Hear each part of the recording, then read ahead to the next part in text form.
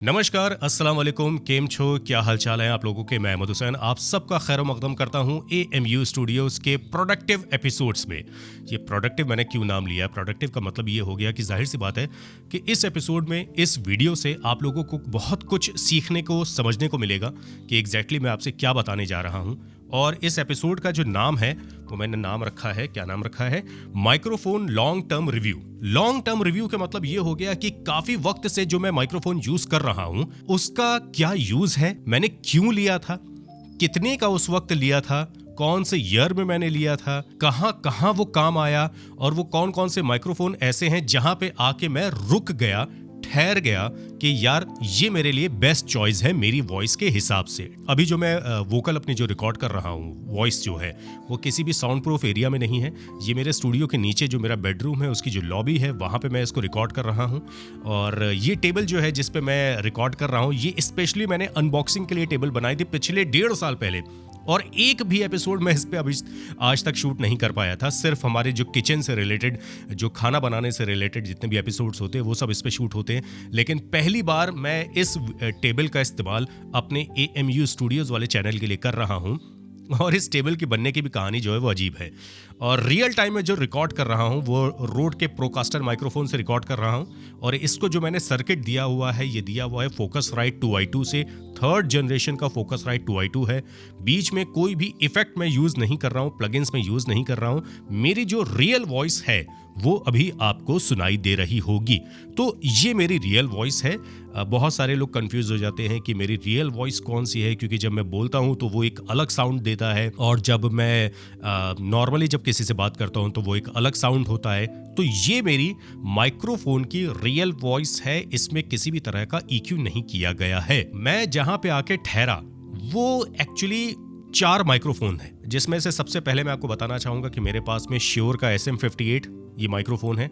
और इस माइक्रोफोन को मैंने क्यों लिया था इसके पीछे हम लोग डिस्कस कर लेते हैं। क्या था कि पहले मेरे पास, और ये माइक्रोफोन मेरे पास एटलीस्ट हो गए होंगे इसको तकरीबन 10 साल के आसपास हो गए होंगे।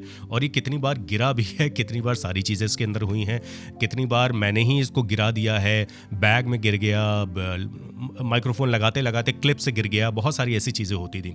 पर इस माइक्रोफोन को मैं एक बात बताना चाहूँगा कि जो इसकी बिल्ड क्वालिटी, भाई साहब क्या ज़बरदस्त इसकी बिल्ड क्वालिटी है। और ये माइक्रोफोन मैंने लिया था तकरीबन 8,500 समथिंग, कुछ मुझे एग्जैक्टली रेट तो नहीं पता है, लेकिन तकरीबन 2012 के आसपास मैंने ये माइक्रोफोन लिया था। आई एम सॉरी, ये माइक्रोफोन मैंने 2008 में लिया था। 2012 में जो मैंने माइक्रोफोन लिया था वो SM57 था, जो भी आप स्क्रीन पे देख रहे होंगे। लेकिन इस माइक्रोफोन को मैंने 2008 में लिया था, और ये तकरीबन इसको 15 साल हो गए इस माइक्रोफोन को, और आज भी ये बहुत अच्छा काम देता है, बहुत अच्छा आउटपुट देता है। और इसको मैं जो रेटिंग देना चाहूँगा 10 आउट ऑफ, अगर मैं 9 इसको दूँ रेटिंग तो कुछ गलत नहीं होगा। डायनेमिक माइक्रोफोन है, और जैसे कि मैंने बताया पिछले 15 सालों से मेरी आवाज़ को ये सुन रहा है। और सिर्फ मेरी ही वॉइस नहीं, और बहुत सारे लोगों की वॉइसेस जो होती हैं उस पर हम लोग रिकॉर्ड करते रहते हैं। और फिर उसके बाद 2009 के आसपास जाके मैंने एक माइक्रोफोन लिया था रोड का NT1A, ठीक है ना। और ये 1st जनरेशन रोड का NT1A माइक्रोफोन है।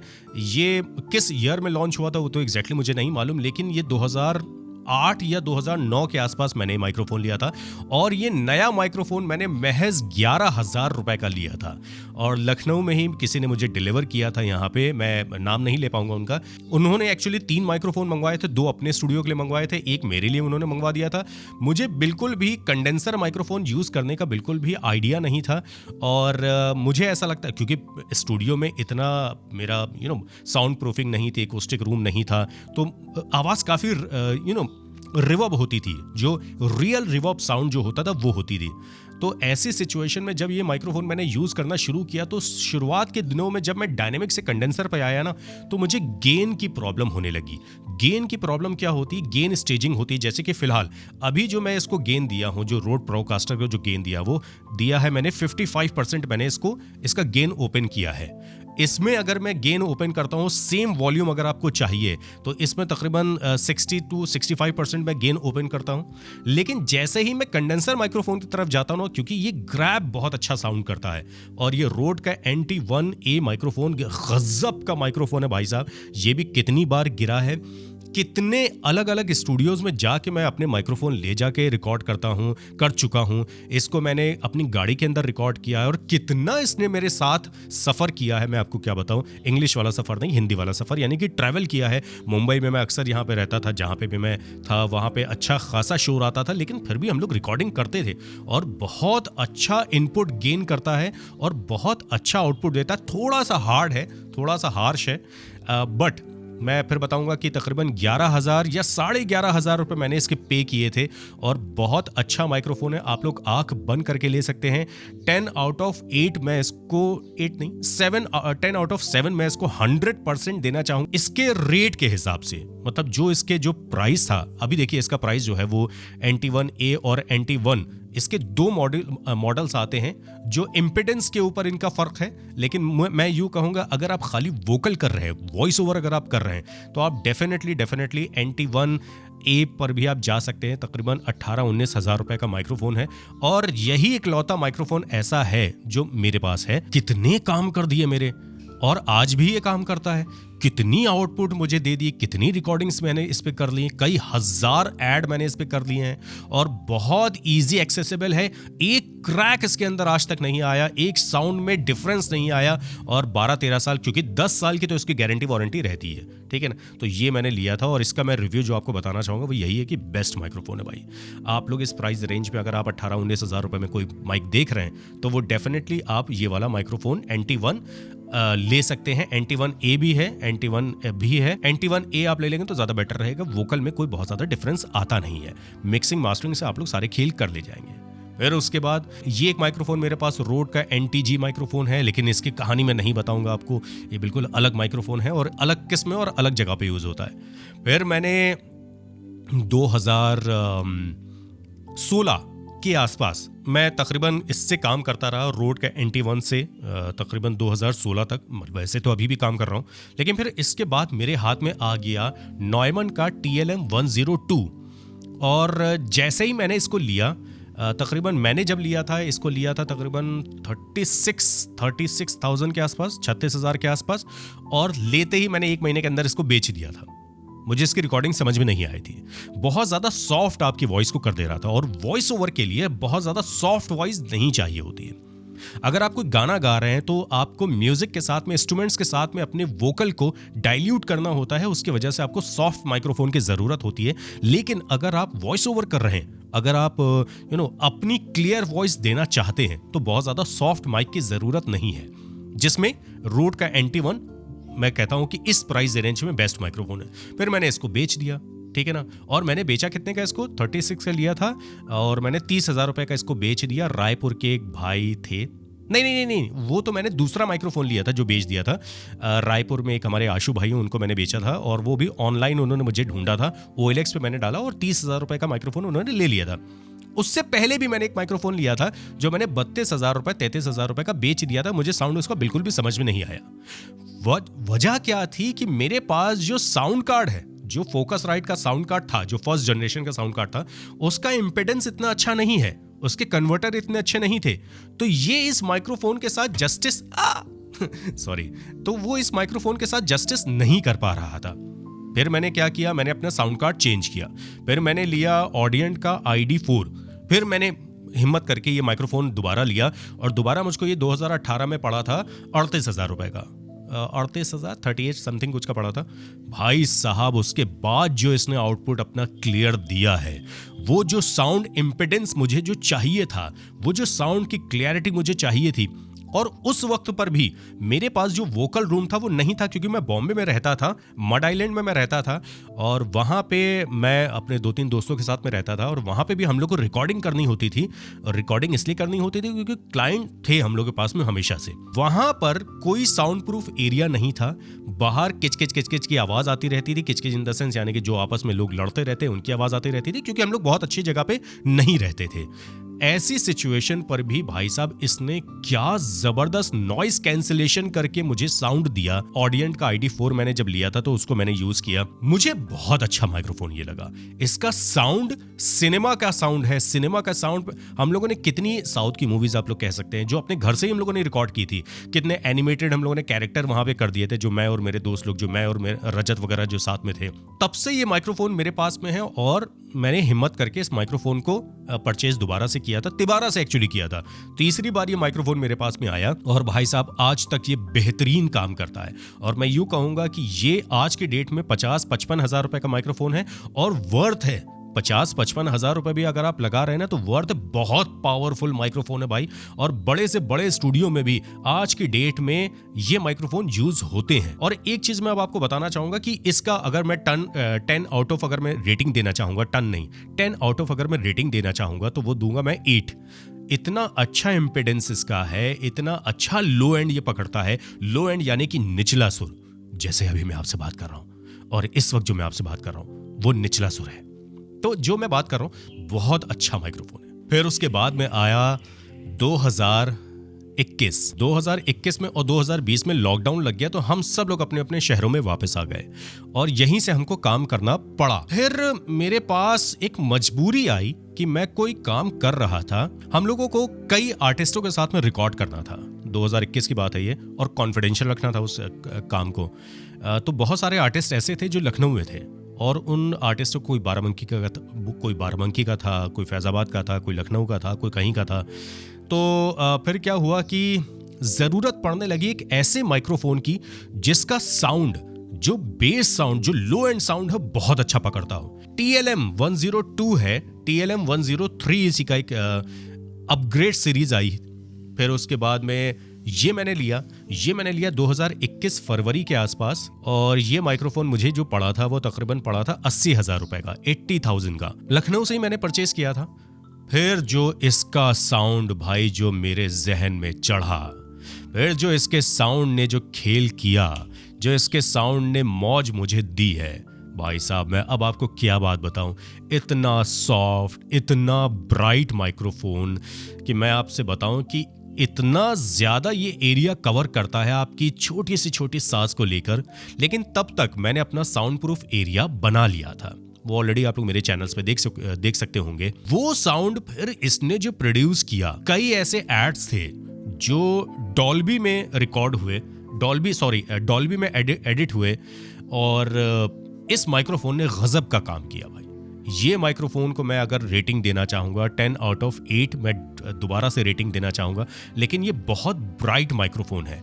आप इसको डायरेक्टली जो है वो ऐसी जगह यूज़ नहीं कर सकते हैं जहाँ पे बहुत ज़्यादा शोर हो, बहुत ज़्यादा नॉइस हो, कांस्टेंट साउंड अगर कहीं पर है तो आप रिकॉर्ड कर सकते हैं। लेकिन अगर odd sound in the sense यानी कि इवन साउंड एक जो चलता रहता है कि हवा चल रही है, ट्रैफिक है, तो ठीक है आप कर सकते हैं, इसको रिकॉर्ड कर सकते हैं, आप बाद में नॉइस को काट सकते हैं। लेकिन ऑड साउंड जैसे कि कभी हॉर्न बज गया, कभी कोई चिल्ला दिया, कभी कोई किसी ने कुछ बोल दिया, या कोई बर्तन गिर गया, तो अभी इस वक्त देखिए मेरे छत के ऊपर से प्लेन जा रहा है और उसकी भी साउंड जो है वो शायद आ रही होगी। अभी एग्जैक्टली मुझे नहीं पता, क्योंकि जब मैं मिक्स करूंगा इस साउंड को वैसे तो मैं मिक्स करूंगा नहीं, लेकिन जब मैं एडिट के टाइम पे देखूंगा तो, क्योंकि अभी तो रियल टाइम में मुझे अपनी आवाज़ सुनाई दे रही है और क्लियर सुनाई दे रही है। अगर फिर उसके बाद में क्या हुआ, जैसे ही ये माइक्रोफोन मैंने मंगवाया, और ये गजब का माइक्रोफोन है, मैं 100% रेकमेंड करूंगा कि कोई भी अगर प्रोफेशनल काम करना चाहता है तो TLM 103 मंगवाए। क्या गाना रिकॉर्ड होता है उस पर, फीमेल की आवाज़ से इतनी मक्खन रिकॉर्ड होती है कि मैं क्या बताऊं। मैं एक दुखद खबर ये बताना चाहूँगा सब लोगों को कि 2011 में मेरे पास मैंने एक सेकेंड हैंड माइक्रोफोन लिया था, नॉयमन का U87, जो कि अपने आप में अमिताभ बच्चन है सारे माइक्रोफोन्स का। हर प्रोफेशनल स्टूडियो में U87 माइक्रोफोन होता ही होता था, अभी भी है, और ये एक विंटेज माइक्रोफोन है। और ये पिछले 30-35 सालों से मुझे ऐसा लग रहा है कि ये माइक्रोफोन जो है बहुत अच्छा काम करता चला आ रहा था। लेकिन मेरे घर में, मेरे स्टूडियो में एक AC लगा हुआ था, जिसकी पिक्चर शायद मैं अगर मेरे पास होगी तो मैं दिखा दूंगा। वो AC को अंदर ढकेला, माइक्रोफोन उनको मिला, वो ले गए, एक मॉनिटर था वो ले गए, CPU ले गए, UPS ले गए, माइक्रोफोन का एक स्टैंड मेरे पास बहुत अच्छा था, वो ले गए। फिर उसके अलावा कुछ पेंटिंग्स लगी थी, वो उतार ले गए, पता नहीं क्यों, जबकि वो तो कोई ज़्यादा प्राइसिंग की थी भी नहीं। लेकिन मुझे बहुत बड़ा झटका लगा, क्योंकि मैंने सिर्फ एक ही साल मैंने उस माइक्रोफोन को यूज़ किया था, और उसके बाद से मैं हिम्मत नहीं कर पाया कि इतना महंगा माइक्रोफोन मैं ले सकूं। सेकेंड हैंड मैंने 80,000 रुपए का वो माइक्रोफोन लिया था। मैं उस माइक्रोफोन को 10 आउट ऑफ 10 देना चाहूंगा रेटिंग। क्या गजब का वोकल, इतना अच्छा आपका साउंड रिकॉर्ड करता है कि जब आप मिक्स करते हो उस साउंड को, जब आप मास्टर करते हो उस साउंड को, तो बहुत अच्छा आउटपुट आपको देता है। अब मैं आपको बात बताऊं कि मेरे पास माइक्रोफोन कौन कौन से ऑलरेडी है। AKG का D5 डायनेमिक माइक्रोफोन है, AKG का P120 and 220 माइक्रोफोन ऑलरेडी मेरे पास में है, AKG का C414 कंडेंसर माइक्रोफोन वो मैंने बेच दिया, मुझे उसका काम नहीं था। श्योर का SM58 जो कि ऑलरेडी है, श्योर का SM57 जिससे मैं बहुत अच्छी रिकॉर्डिंग करता हूं, रोड का NT2 लार्ज डायफ्राम माइक्रोफोन है वो, लेकिन उसको भी मैंने बेच दिया, फिर वो मेरे को यूज का नहीं रहा क्योंकि उसमें कुछ एक क्रैक्स आने लगे थे। मोबाइल हैंडी ऑडियो रिकॉर्डर में जूम का H4n, H6n, H1 मेरे पास में है, और जैसे मैंने आपको बताया कि नॉयमन का U87 जो मेरे बहुत दिल के करीब था वो चोरी हो गया। उन चोरों को तो कमबख्त शायद उसके 100 रुपए या 500 रुपए भी नहीं मिले होंगे, और पता नहीं उन्होंने क्या किया होगा, कैसे क्या हुआ होगा, मुझे नहीं मालूम। लेकिन मेरा बहुत बड़ा मेजर नुकसान हुआ था, और उस दौरान मैं काफ़ी डिप्रेशन में इसलिए चला गया था क्योंकि मेरे पास कोई दूसरा माइक्रोफोन था ही नहीं कंडेंसर में। तो अब मैं आपको बताना चाहूँगा कि अगर आपके पास में 18 से 20 हज़ार रुपए है तो रोड का NT1 आप ले सकते हैं, NT1A। फिर उसके बाद में अगर आप डायनेमिक माइक्रोफोन लेना चाहते हैं, अगर आपके पास शोर ज़्यादा है, या आपके पास साउंड प्रूफ एरिया नहीं है, या आप सॉफ्टवेयर पे बहुत अच्छा हैंडल नहीं कर पाते हैं, और ऑडियो आपके पास मॉनिटर नहीं है, सुनने के लिए कान आपके पास अच्छे नहीं हैं, तो आप श्योर का SM58 आप बिल्कुल डेफिनेटली आंख बंद करके ले सकते हो। अगर आपके पास में एक अच्छी आवाज़ है, मेल वॉइस, अगर बेस वॉइस रिकॉर्ड करना चाहते हैं, तो मैं आपको बताना चाहूँगा कि नॉयमन का TLM 102 आप डेफिनेटली ले सकते हैं। और अगर आपके पास में एक बहुत अच्छा बहुत अच्छा अगर आपके पास में एक स्टूडियो है जो साउंड प्रूफ है, एकूस्टिक है, और देखिए साउंड प्रूफ एकूस्टिक में एक डिफरेंस होता है जो लोग बहुत अच्छे तरीके से समझ नहीं पाते। साउंड प्रूफिंग का मतलब ये होता है कि अंदर की आवाज़ बाहर नहीं, बाहर की आवाज़ अंदर नहीं, ये मतलब होता है। और एकॉस्टिक का मतलब ये होता है कि जो अटैक पॉइंट्स होते हैं आपके एरिया के, वो आप कितने अच्छे से ले रहे हैं, उनको कितना आप काट रहे हैं उनको। लेकिन अभी मेरे पास में acoustic area plus sound proof area दोनों हैं, तो मैं नॉयमन का TLM 103 अच्छे से इस्तेमाल कर पाता हूं, और ये अभी मुझे 1 साल हुआ है, 1.5 साल तकरीबन, और इस माइक्रोफोन को मैं अच्छे तरीके से यूज़ कर रहा हूं। फिर उसके बाद मैं इस माइक्रोफोन का रोड का प्रोकास्टर, जो इसकी आवाज़ तो आप लोग सुन ही रहे हैं, इसको मैंने लिया है आप लोगों से बात करने के लिए, और ये भी मुझे तकरीबन 15-15.5 हज़ार रुपये का पड़ा था। अब तो इसके प्राइस बहुत ज़्यादा हो गए हैं जब से ये पॉडकास्टिंग वाला सिलसिला शुरू हुआ है। कंपनी भी देखती ना कि कौन से आजकल चल रहे हैं सारी चीज़ें, तो उसके ऊपर वो प्राइसेस अपने बढ़ाते चले जाते हैं। फिर उसके अलावा मैंने एक काम और ये किया था कि मैंने अपनी केबल मैनेजमेंट बहुत अच्छा किया था। मैंने मोगामी गोल्ड्स के केबल लिए हुए थे, जो मेरा माइक्रोफोन है, जो मेरे साउंड कार्ड से कनेक्ट होता है। अभी मैं साउंड कार्ड के बारे में कुछ बहुत ज़्यादा नहीं बता रहा हूँ, मैं सिर्फ माइक्रोफोन के बारे में बता रहा हूँ। इसके अलावा भी और माइक्रोफोन्स हैं, जैसे कि ये माइक्रोफोन मेरे पास में आया था रिव्यू के लिए, लेकिन अभी तक मैं उसको रिव्यू दे नहीं पाया हूँ। हाइडन का कोई माइक्रोफोन है, लेजेंडरी वोकल माइक्रोफोन, ये रिव्यू के लिए आया था, BK105। इसका भी अगर मुझे मौका मिला तो डेफिनेटली मैं इसका रिव्यू करूँगा। फिर और भी माइक्रोफोन्स के रिव्यू आप मेरे चैनल पे जाके देख सकते हैं, वहाँ से आप मेरी वॉइस को सुन के अपने तरीके से समझ सकते हैं। और ये मेरा था लॉन्ग टर्म रिव्यू। पिछले 1 साल से मैंने अभी तक कोई माइक्रोफोन लिया नहीं है, क्योंकि मेरा काम चल रहा है, मैं यहाँ पे आके ठहर गया हूँ। और अब अगर मैं माइक्रोफोन लूँगा तो मैं माइक्रोफोन और एक्चुअली 2 चीज़ें मैं लूँगा। एक लूँगा एवलॉन का VT737 प्री एम्पलीफायर, और उसके साथ कनेक्ट करूँगा मैं नॉयमन का U87, है ना। और उसके बाद साउंड कार्ड ऑलरेडी मेरे पास में अपोलो का ट्विन X है, तो मैं उसमें यूज़ कर रहा हूँ, और मेरे लिए वो बेस्ट साउंड कार्ड है। उसके बारे में रिव्यू मैं कभी और दूंगा। वो अपने आप में एक पेन था उसको लगाना, पेन यानी कि सिरदर्दी थी कि साउंड कार्ड तो काफ़ी सस्ता था, 1 लाख रुपए के आसपास था, लेकिन उसको लगाने के लिए, क्योंकि मैं मैक यूज़ नहीं कर रहा था, मैं विंडोज़ यूज़ कर रहा था, मैं कंफर्टेबल था, तो उसको मैक को कंपैटिबल बनाने के लिए मुझे उसमें एक्स्ट्रा 50 से 60 हज़ार रुपये खर्च करने पड़े दोबारा से। तो वो सब चीज़ें मैं वो कहानी आप लोग को कभी और बताऊंगा। तो ये था आज का एपिसोड। अगर आप इससे कुछ समझ पाए हो और माइक्रोफोन अगर आपको लेना हो तो ये माइक्रोफोन आप डेफिनेटली ले सकते हैं। मुझे दीजिए इजाज़त, अगली दफ़ा किसी और सब्जेक्ट के साथ आपसे मुलाकात होगी। तब तक के लिए नमस्कार, खुदा हाफिज़, tata, bye bye, see you, sayonara.